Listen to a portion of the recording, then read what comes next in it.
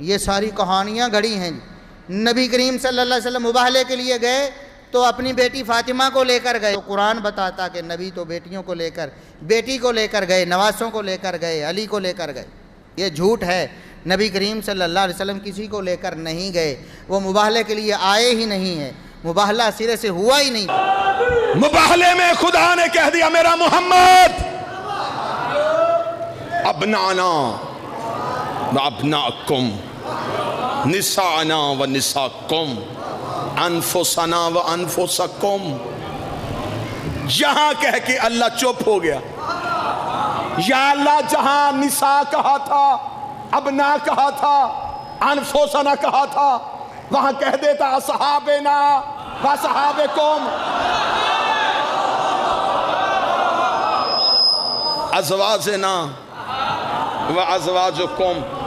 یہ اپنے صحابی لائیں، چپ کیوں ہو گئے آپ؟ یہ اپنی بیویاں لائیں، نساءنا، یہ عورتیں لائیں، تو عورتیں لا۔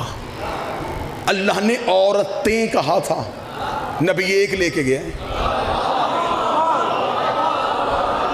وجہ پڑھوں تو نیاز بیگ انصاف کرے گا۔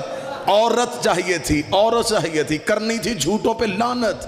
عورت وہ چاہیے تھی، عورت کے 3 روپ ہوتے ہیں، بیٹی ہے، بیوی ہے، ماں ہے۔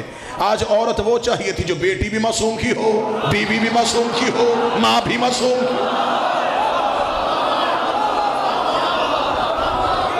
آج وہ عورت چاہیے تھی۔ آپ کیا سمجھتے ہیں کہ نجران کے عیسائی سیدھے مباہلے میں گئے؟ نجران کے عیسائی سیدھے مباہلے میں نہیں آئے، یہ پہلے مدینے آئے تھے۔ انہوں نے نبی سے پہلے مناظرہ کیا تھا، یہ 3 دن نبی سے مناظرہ کرتے رہے تھے۔ یہ منوانے کے لیے آئے تھے کہ عیسیٰ اللہ کا بیٹا ہے۔ نبی نے کہا عیسیٰ ابن اللہ نہیں، عیسیٰ عبداللہ ہے، عیسیٰ اللہ کا بیٹا نہیں، عیسیٰ اللہ کا عبد ہے۔ یہ بحث اتنی بحث ہوئی، نبی قرآن پڑھ کے سنایا جا رہا، یہ مان ہی نہیں رہے۔ 30 دن کی شام ہو گئی، جبریل نے آ کے محمد کے قدموں پہ پر رکھے، کہا خدا کہہ رہا ہے فمن حاجک فیہ من بعد ما جاءک من العلم۔ اگر یہ علم آنے کے بعد بھی نہیں مانتے، اب ان سے بحث نہ کرنا، ان سے کہہ دے یہ بیٹے لائیں، ہم بیٹے لاتے ہیں۔ شاباش، یہ نساء لائیں، ہم نساء لاتے ہیں۔ یہ اپنے جیسے لائیں، میں وہی ترجمہ کروں گا جو کرنا چاہیے، یہ اپنے جیسے لائیں۔ پھر خدا نے کہا وہاں صرف انصاف یہ نہیں ہونا کہ سچ اور جھوٹ کا فیصلہ، ثم نبتہل فنجل لعنت اللہ، پھر میں جھوٹا خالی نہیں آنے دوں گا، پھر اس پہ لعنت بھیج کے واپس کروں گا۔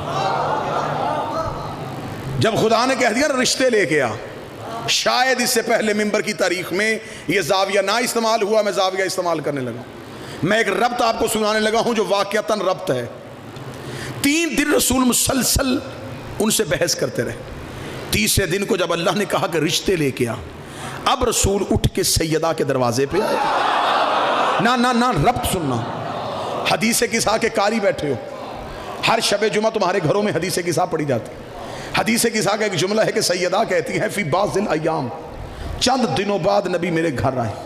ہسٹری سے جا کے پوچھنا کہ یہ اسی ہجری میں ہے جس ہجری میں 9 اور 10 کے درمیانی یہ وقت ہے جب عیسائی نجران کے مدینے مسجد میں بیٹھے تھے اور اللہ نے کہہ دیا تھا رشتے لا۔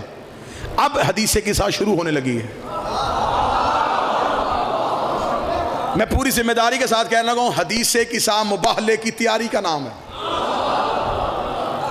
اب نبی گھر آئے، سیدہ کے دروازے پہ رکے، سیدہ کے دروازے پہ سلام عیتھینی بالکساء الیمانی، زہرا مجھے چادر اڑا دے۔ یہاں پہ حدیث قصہ والوں نے ترجمہ کیا کہ رسول نے کہا میں اپنے جسم میں کمزوری محسوس کر رہا ہوں۔ نبی کمزور ہو جائے تو نبوت میں نقص آ جاتا ہے، نبی بیمار ہو جائے تو نبی کمزور ہو جاتا ہے۔ نبوت میں بیماری نہیں ہوتی، نبوت میں بخار نہیں ہوتا۔ نبی نے آ کے یہ نہیں کہا تھا کہ میرے جسم میں کمزوری محسوس ہو رہی ہے، نبی نے آ کے کہا تھا زہرا رسالت کمزوری محسوس کر رہی ہے۔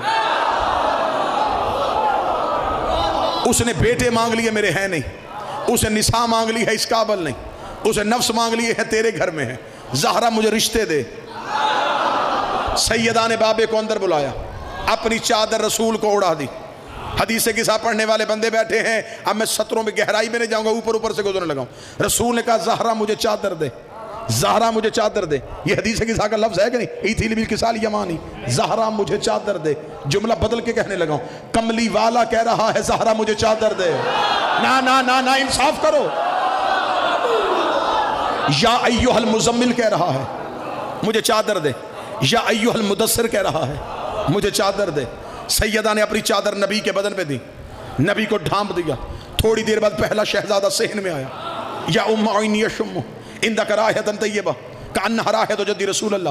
اما کہیں سے نانا کی خوشبو آ رہی ہے, کہیں سے نانا کی خوشبو آ رہی ہے. بی بی نے کہا وہ چادر کے نیچے ہے رسول. حسن چلتے چلتے رسول کی چادر کے قریب گئے. السلام علیکہ یا جدہ, نانا میرا سلام.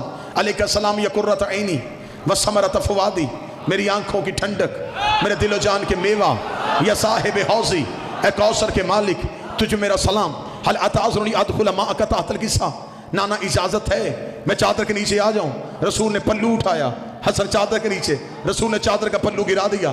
دوسرا شہزادہ صحن میں آ گیا, سوال پھر وہی کیا. یا امہ ہو انی اشم عندک راحۃ طیبہ کأنہا راحۃ جد رسول اللہ, میں بڑی جلدی جلدی گزر رہا ہوں. حسین نے آ کے یہ نہیں کہا کہ مجھے نانے کی اور حسن کی خوشبو آ رہی ہے, مجھے نانے کی اور حسن کی خوشبو آ رہی, صرف نانے کی. اس کا مطلب ہے جو نبی کی خوشبو ہے وہی امام کی خوشبو ہے, جو نبی کے بدن میں خوشبو ہے وہی حسن کے بدن میں خوشبو ہے. اماں مجھے نانا کی خوشبو آ رہی ہے. فرمایا چادر کے نیچے ہے رسول. اب حسین چلتے چلتے چلتے چلتے حسین چلتے چلتے چادر کے قریب آئے. اس سے پہلے حسن آئے تھے, حسن نے بھی سلام کیا تھا. رسول نے سلام کا جواب دیتے کیا کہا تھا؟ قرۃ عینی ثمرۃ فؤادی, آنکھوں کے ٹھنڈک, دل و جان کے میوہ. اب حسین آئے, السلام علیکہ یا جد رسول اللہ, میرا نانا تجھ میرا سلام ہو. آواز آئی علیکہ السلام یا قرۃ عینی و ثمرۃ فؤادی. جب رسول کو پتہ چلا باہر حسین ہے, آواز آئی یا شافع امتی, یا شافع امتی, یا شافع. نا نا نا نا, مجمع پہنچا ہی نہیں.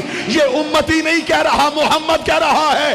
جسے اللہ شافع بنائے اسے محمد کہتے ہیں, جسے محمد شافع بنائے اسے حسین کہتے ہیں.